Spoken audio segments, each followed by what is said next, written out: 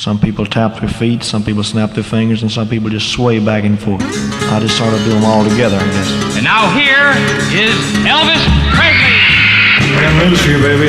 So excited, I can't wait. I think Presley was a star. Well, heard the news. Oh, he's such a sexy person. He will always be the king no matter what. Hello everybody. I actually planned a very cheerful introduction at the start of a new year with monthly videos. However, the first item is very sad. Fortunately, later in the video there are also a lot of positive news items to report. My name is Maier and you are watching the Elvis Presley News Report of February 2023. On January 12, 2023, Lisa Marie Presley passed away in a hospital in Los Angeles after a cardiac arrest. Lisa Marie was born on February 1st, 1968, and during the first years of her life she lived at the Graceland Mansion in Memphis, Tennessee. When her parents separated, Lisa Marie went with her mother. She was only 9 years old when her father died in 1977. Lisa Marie followed in his footsteps and became a singer. She released 3 albums, in 2003 To Whom It May Concern, in 2005 Now What, and in 2012 Storm and Grace. In 2018 an official duet by Lisa Marie with her father was released as the title track of the Elvis CD Where No One Stands Alone. Fans of Elvis Presley still have a soft spot for the duet that was showing during a one-time only video screening during Elvis Week in 1997. Elvis and Lisa sang Don't Cry Daddy together. It was never officially released, but the pirate recording can easily be found on YouTube. Lisa Marie was married and divorced 4 times. With singer and musician Danny Keough, she had daughter Riley and son Benjamin, who died by suicide in 2020 at the age of 27. Between 1994 and 1996, she was married to singer Michael Jackson, and in 2002 there was a short 4-month marriage with actor Nicolas Cage. Finally, she married guitarist Michael Lookwood in 2006 but had a very nasty divorce about money issues in 2021. She became mother of twins in her last marriage, the girls Harper and Finley, now 14 years old. Lisa Marie has spoken openly in the past about her addiction, susceptibility and the period in her youth when she struggled with drugs and alcohol. She shunned the public eye and let her mother do the promotional activities related to Elvis. It was all the more unusual that she was in plain sight of the cameras and the fans in the week before her death. For example, on January 8, she was the center of the birthday celebrations at Graceland, and 2 days later the cameras were on her during the Golden Globe ceremony. She died just 2 days after this television recording.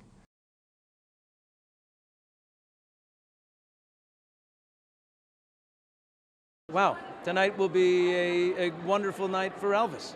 Yes, I hope so. And have you gotten to know Austin Butler a little bit? Yeah, I'm going to grab your arm. Yes. A lot actually. So what was it like watching Austin on stage and during this movie and the making of this movie? It was mind-blowing, truly mind-blowing. I really didn't know what to do with myself after I saw it. Yeah. I had to take like 5 days to process it because it was so incredible and so spot on and so authentic that, yeah, I can't even describe what it meant. We just celebrated your dad's birthday a couple days ago. So what does it mean to you to be here tonight, in just a couple days after his birthday, celebrating him again in a way that the masses are saying, we see you? I'm just so proud of it all. It's all flowing really nicely together. We have the birthday right now, and I'm here to support Austin and Baz on the film, and I'm so excited, and I hope he wins. Lisa Marie Presley was 54 years old.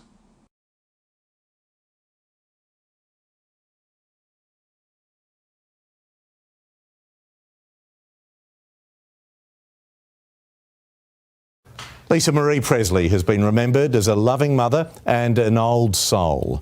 The Duchess of York, Axl Rose and Alanis Morissette all paying tribute to the late star as thousands of mourners said their final goodbye.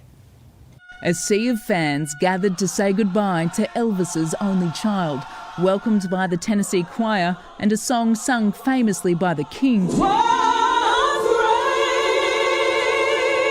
As Memphis farewelled its princess. She was a conduit to the throne, the keeper of the flame. Mother Priscilla Presley softly reciting a poem written by one of her granddaughters. Mama was my icon, my role model, my superhero. I fear I'll never touch her, but the old soul is always with me. She doesn't drift above.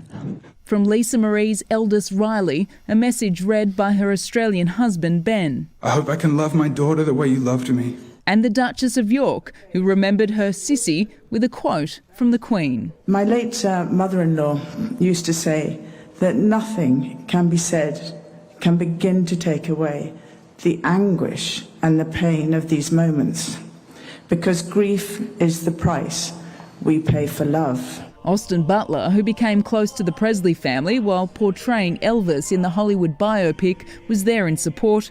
So too director Baz Luhrmann with his wife Catherine. We got here at about 4:30 a.m. Where have you come from?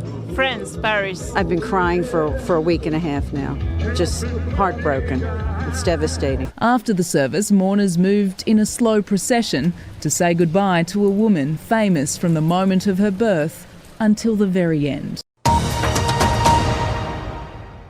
January 8, 2023 would have been the 88th birthday of Elvis. He left this world more than 45 years ago, but he continues to live in the hearts of his fans. It goes to show that Elvis is forever.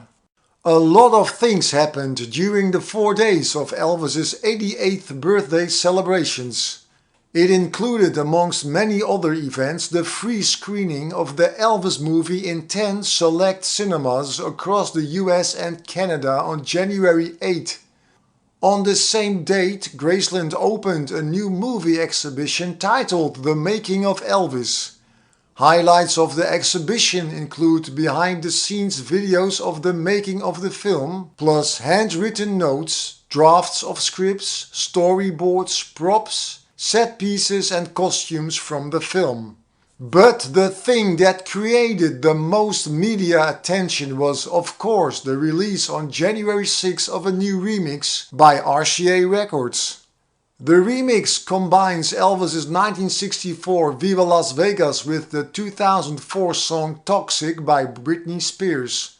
The mashup is called Toxic Las Vegas and is made by Australian Jamieson Shaw.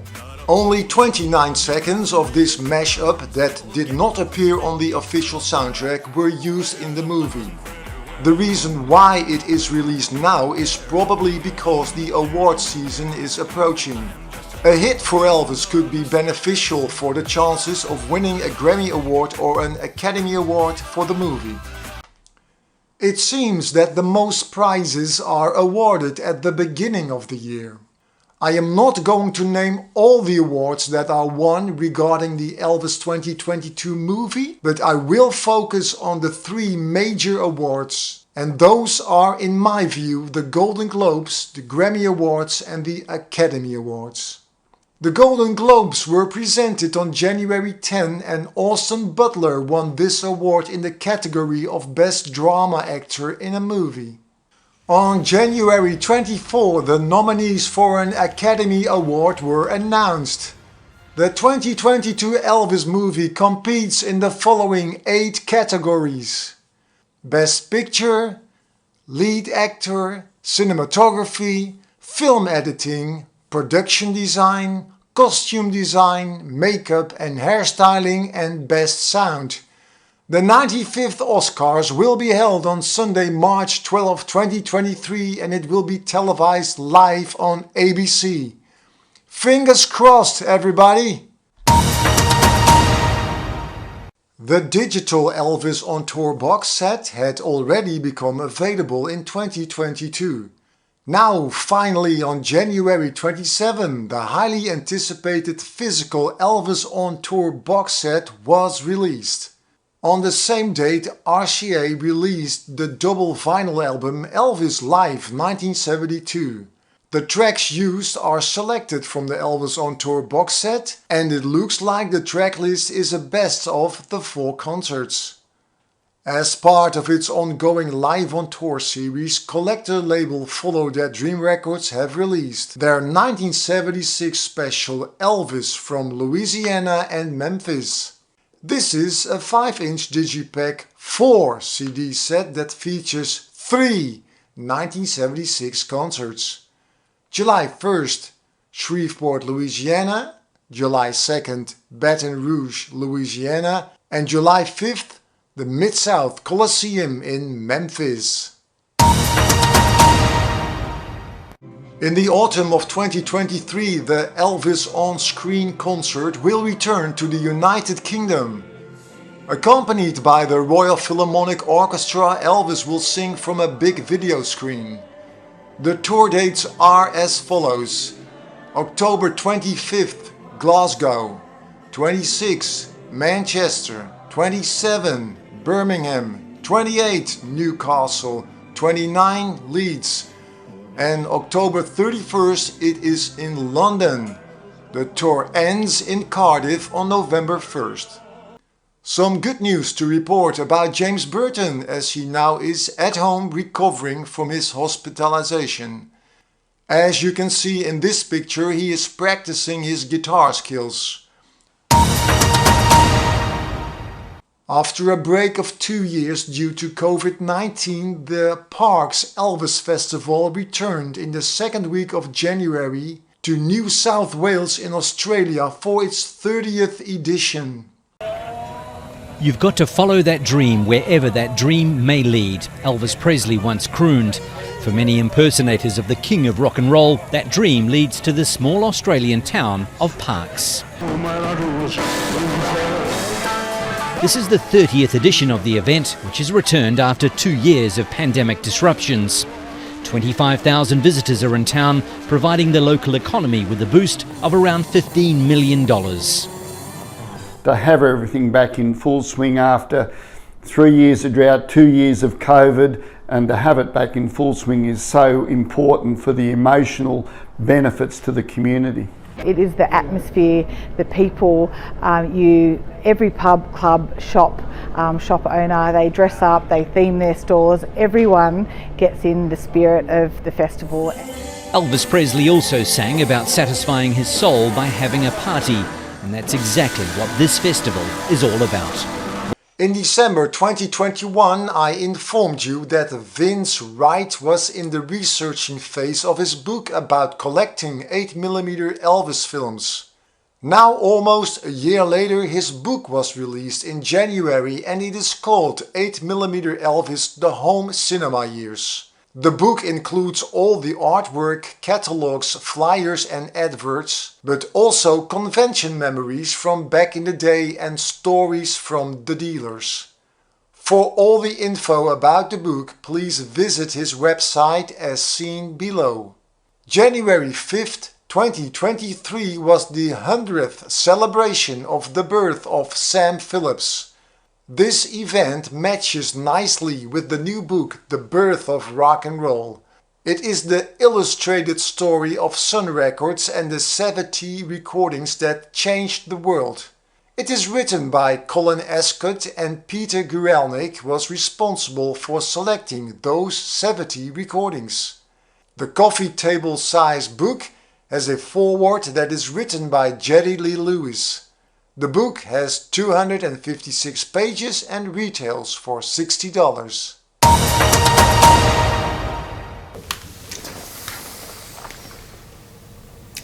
Hello everybody, it's trivia time, and the correct answer to the trivia of the previous regular video was the song title All Shook Up. This year I am going to do things a bit different regarding the trivia questions.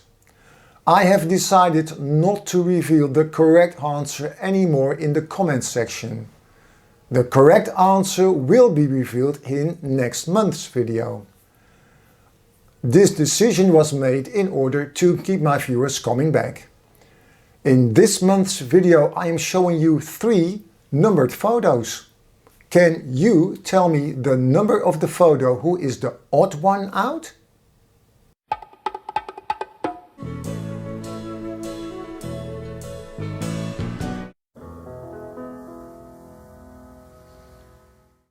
And while we are quizzing, can you also tell me the song titles of the snippets that I just played?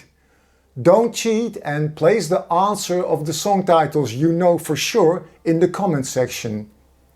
Even if you know just 1 or 2. Everyone who competes will receive a thumbs up from me. Here it is one more time. Good luck and goodbye.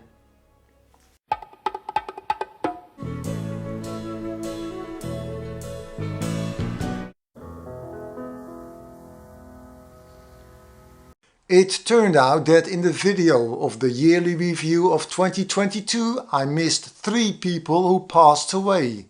The first one is Diane McBain, who was best known for her part in the 1966 Elvis movie Spin Out. She played the role of an author who was in the process of writing her new book titled The Perfect American Male. McBain said that Elvis was charming and a lovely person to work with. She appreciated that Elvis didn't come on to her because so many men did throughout her career in Hollywood. In 2014 she wrote her memoir called Famous Enough. Diane McBain passed away after a battle with liver cancer at the age of 81. Armand Morales sadly passed away on December 5, 2022 at the age of 90. Armand Morales was a founding member of the Imperials and served as a president for 40 years. The Imperials recorded with Elvis in sessions from May 1966 to June 1971. In this period, the albums How Great Thou Art and He Touched Me were recorded. On New Year's Eve, Elvis super collector and author Paul Leiter died. He was a very colorful person and one of the world's biggest Elvis collectors.